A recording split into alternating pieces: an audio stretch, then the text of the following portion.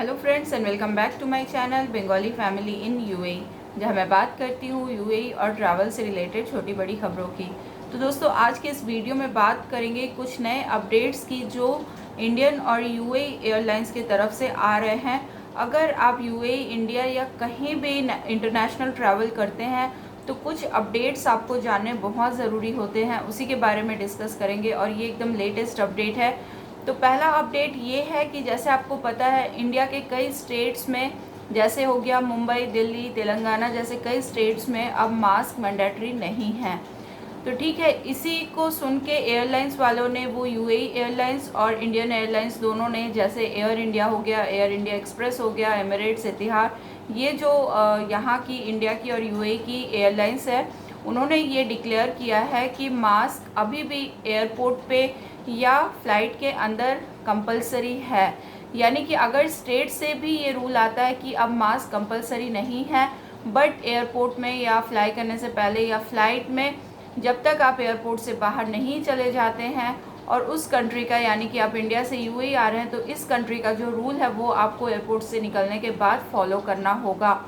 तो ये एक अच्छा अपडेट है। आप ये गलती मत कीजिए कि एयरपोर्ट में भी मास्क ना पहने, उसमें आपको फ़ाइन हो सकता है या यूएई की पुलिस आपको पकड़ सकती है एयरपोर्ट में।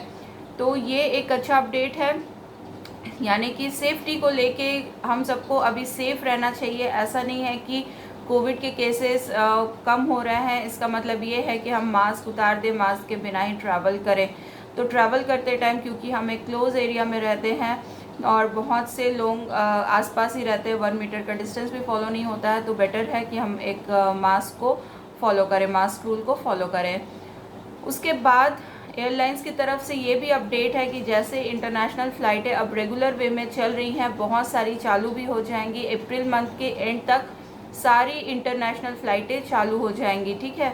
तो बहुत से कंट्रीज़ के बीच में, जैसे एयर बबल एग्रीमेंट के समय जो भी फ़्लाइट का टिकट प्राइस था, वो इन लोगों ने डिसाइड किया था कि वो कम कर दिया जाएगा, क्योंकि अब रेगुलर इंटरनेशनल फ़्लाइटें बंद होने वाली हैं। वहीं पे ये अपडेट भी एयरलाइन वालों ने किया है, क्योंकि जो पेट्रोल हो गया, डीजल हो गया, जैसे ये जो ईंधन है, इसके कॉस्ट काफ़ी हाई हो रहे हैं, धीरे धीरे काफ़ी बढ़ोतरी हो रही है। तो इन लोगों ने जो पहले डिसाइड किया था कि टिकट प्राइस जो है वो कम किया जाए, बट ये लोग बोल रहे हैं कि टिकट प्राइस शायद कम ना हो, वो पहले जैसा ही हो। हाँ, हाई होने के चांसेस बहुत कम है, पर एयर बबल एग्रीमेंट के थ्रू जो फ़्लाइटें चल रही थी, उसका जैसा फ़्लाइट टिकट है उससे भी कम करने की कोशिश की जाएगी। बट पहले जो 2 साल पहले जो फ़्लाइटें चलती थी रेगुलर, वैसा फ़्लाइट टिकट नहीं होगा। तो आप लोगों में से कई लोग पूछ रहे थे कि क्या अप्रैल में, मई में टिकट की जो प्राइस है वो कम होगी या नहीं होगी। तो इसका यही जवाब है कि प्राइस टिकट कम नहीं होगी, यानी कि 2 साल पहले से अगर आप कंपेयर करें तो उतनी कम नहीं होगी, बट पहले से, यानी कि एयर बबल एग्रीमेंट के थ्रू जो फ़्लाइटें चल रही थी तब की जो टिकट प्राइस है उससे थोड़ी सी कम होगी। और ये भी एक बहुत अच्छा अपडेट है कि यूएई इंडिया के बीच में बहुत सारे फ़्लाइटें चालू हो रही हैं, धीरे धीरे और भी फ़्लाइटें चालू हो जाएंगी और अप्रैल एंड तक पूरी फ़्लाइटें रेगुलर वे में चलेगी।